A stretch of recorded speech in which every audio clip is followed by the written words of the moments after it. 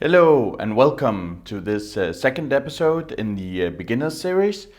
Today we're going to look at expanding on the Märklin starter set that we had in episode 1. We're going to add a little train station and a little siding, and then we're going to add additional trains and locomotives. Enjoy the video. Okay, so the first thing we're going to look at is the siding. For that I got a turnout and a couple of straight tracks. So here we got the Märklin turnout, and as you can see there's a little handle up here. I can use this to change between the direction of the turnout, whether or not I want to go straight like here or if I want to turn. The length of the turnout here on the straight side is equivalent to the longer of the straight tracks we were working with last time. Fortunately I got one of those right here, so I just need to insert the turnout. And do remember from last time, we cannot just pull the tracks apart, we have to bend them, and we have to bend it upwards.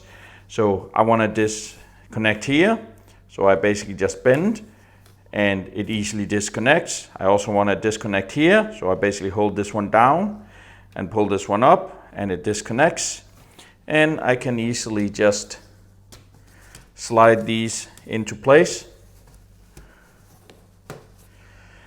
Let's add the straight tracks as well, and I will show you again how it is to connect these. You basically just push them together, it gives a little click and they connect. So we're going to add all the straight tracks here to the siding. Then I'm going to add a little bumper as well. I'm going to put this one at the end of the siding just in case that the train is running a little too fast and it doesn't run off the track. So we're going to add that one out here.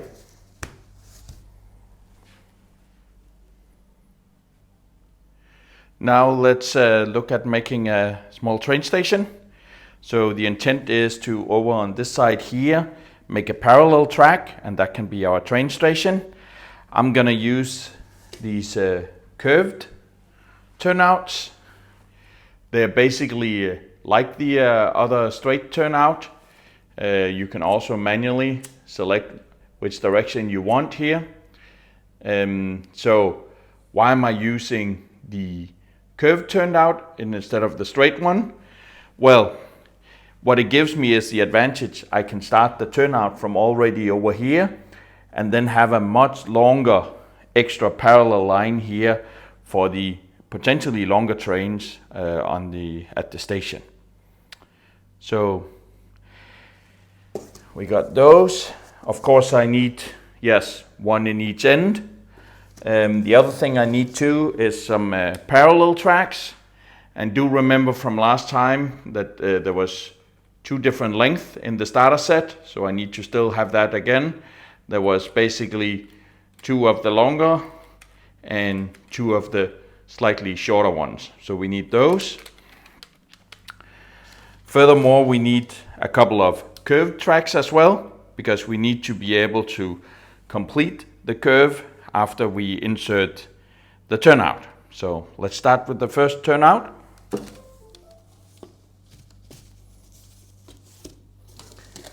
going to insert that right here.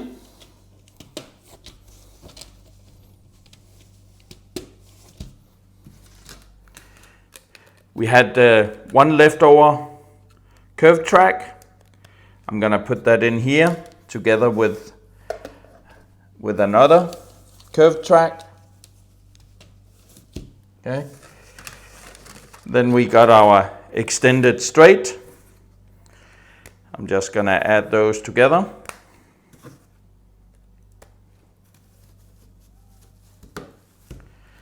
And then we can finish off by having a curved track in the other end of the station.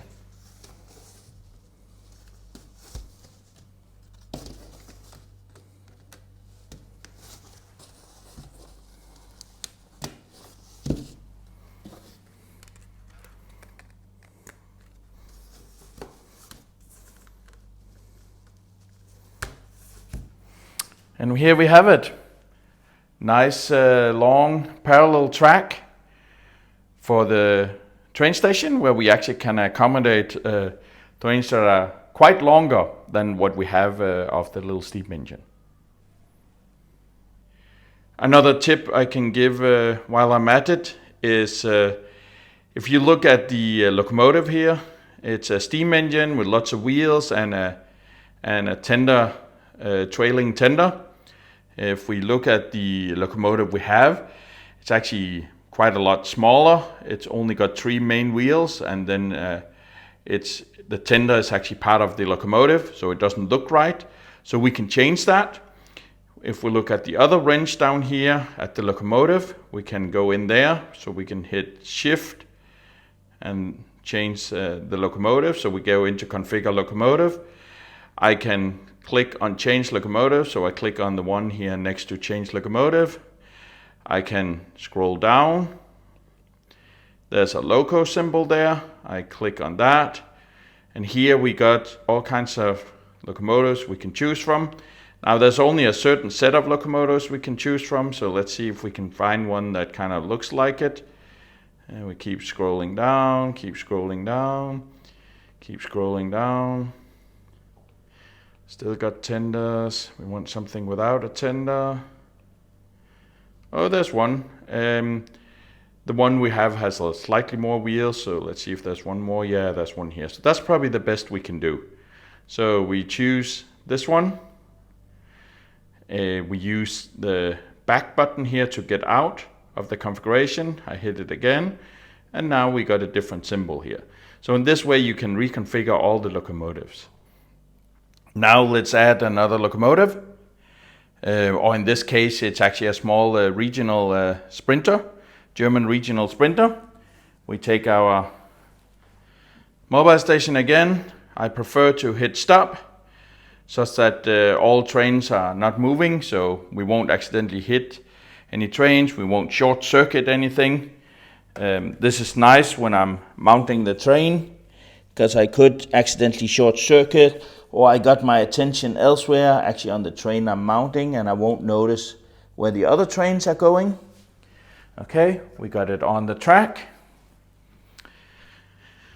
We hit the stop button again, and hopefully we should soon see the train talk to, yes, and here it comes. You can see it blinks MFX. That means that the train down there is actually talking to the mobile station and telling it who it is and what it can do. So let's hope it comes up here in a short while. See, it's still blinking. If you notice now, it stopped blinking, but I don't see my train. Okay, that's why I got this button down here. That's a train. If I click on this one here, I will go to the next train, and now we see there is indeed a new train here. Again, the symbol doesn't entirely look like what we got on the tracks. It doesn't matter too much. We can try the horn down here. Yes, and indeed it is that train down there. Now this little German regional train has a lot more functions than the one in the starter set. The starter set basically only had light and turtle mode. If you see here, there's more sounds, there's more light capabilities, so on, and you heard the horn before. So all of the buttons here are equivalent to function 0 from up here, 1, 2, 3, 4, or 1, 2, 3, 4, 5, 6, 7 over here, and that's why it says F0 to 7, where you can see which they are. Now if I want to access more functions, I hit shift, and then you see the display changes F8 through 15, and you saw all the icons change, so now I can access the next sets of functions. If I just let go of this, then you will, oh, because I hold it in, it will actually stay on this one, so I click just 1 on shift, and then you can see it goes back. If I now click twice, oh, let me try again. I wait a little while, click twice. Then you can see I actually come up to more functions. I actually accidentally hit 3 times there. So yes, it's a little tricky, but you get the notion that you can change and look at all the functions. There's up to 32 functions. This locomotive only has 20 something, but it means that you can go to all the functions available in the little train in the decoder. Now we got 2 trains on the track, and we can actually run them both even at the same time. It's all digital, so the mobile station talks to the trains through the track, through the power in the track. So just by changing things on the mobile station, we can actually make them all go. So let's start first by setting the speed for the passenger train. And you see, it does indeed go. Now I would like to go to the steam engine. So I try and press this one and I say, oh, no loco. What does that mean?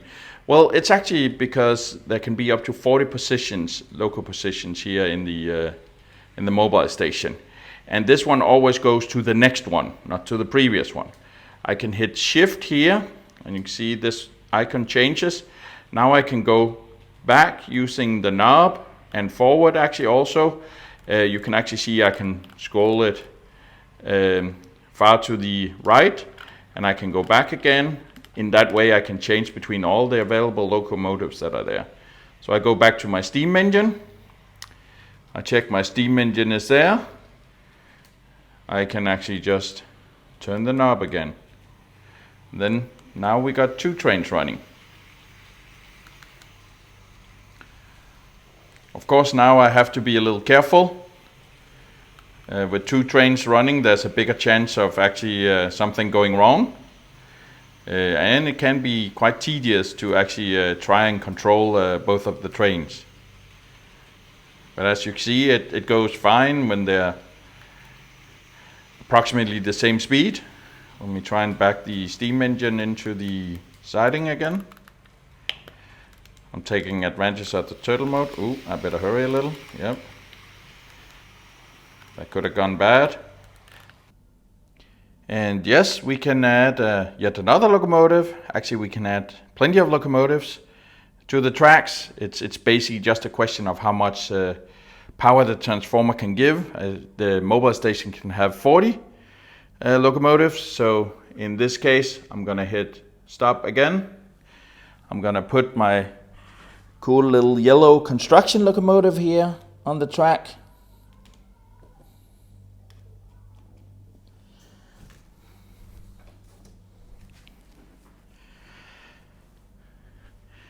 And I hit the stop button so we get power to the track. And now the controller should start talking to the locomotive. Indeed it does. See, it blinks MFX. So cool. We're getting more locomotives now. Still blinking. Loading all the information. It stopped blinking. I can hit the locomotive again, so I go to the next locomotive. Indeed, here's another locomotive here. You say it says 213. If I try and drive the 213, you will see that that is indeed the yellow construction engine here.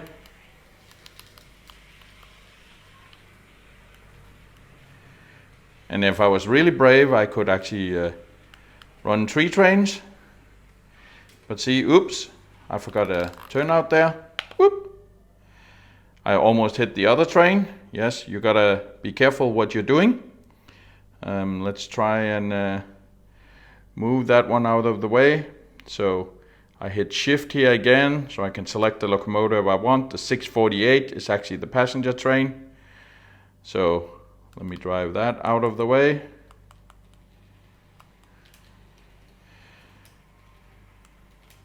And then I had a turnout over here where I wanted to go on the other one. Let's just shift the turnout.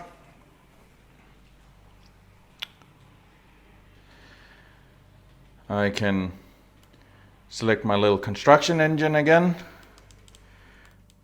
I can actually, well, even accelerate it faster past the other one.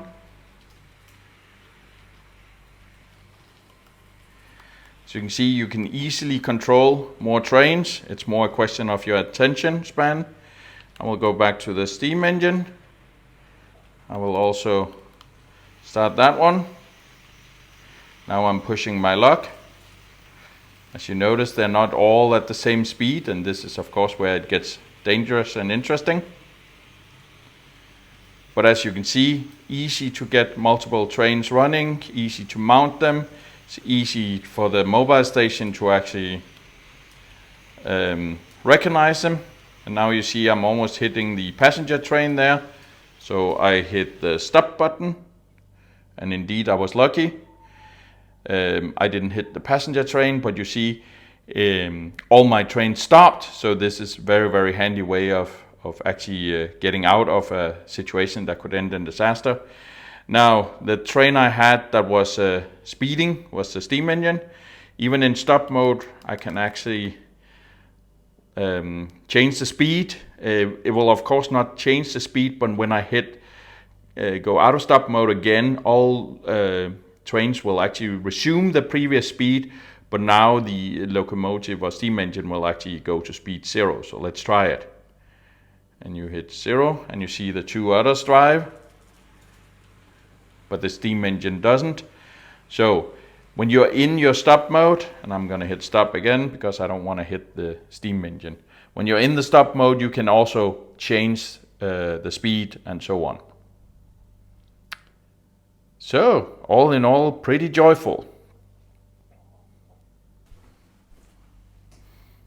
Cool. I hope you enjoyed that. We actually managed to extend our starter set from episode 1. We made a small train station, and we added a siding. We ran with 3 different trains, even at once. Luckily, we had the stop button to avoid any kind of disaster, but that's what it's there for. So all in all, if you look at it, it's easy to start with a starter set as we saw in episode 1. It's easy to expand, and it's easy to get more joy and fun out of your model trains. A word of warning though, before you go out and buy a lot of stuff, figure out what you really need. Both tracks and trains are actually expensive, and a little planning ahead will actually make it much more enjoyable, so you'll get the tracks you actually need. And also, I don't know how many times I've been in this situation, oh, I need this track, or I need this to complete my layout, even though I only mostly do table-sized layout, so I can have fun and redo them and change them all the time. But it's a good idea to be prepared and have what you need. The other thing, another warning maybe I should give is be careful when you get bitten by the train bug. It might actually take you places you didn't anticipate, so you might end up with way more trains than you actually need. I hope you enjoyed the video. Do you have any comments, questions, tips or tricks? Please post it in the comments below, and do not forget to hit the subscribe button as well. Have fun!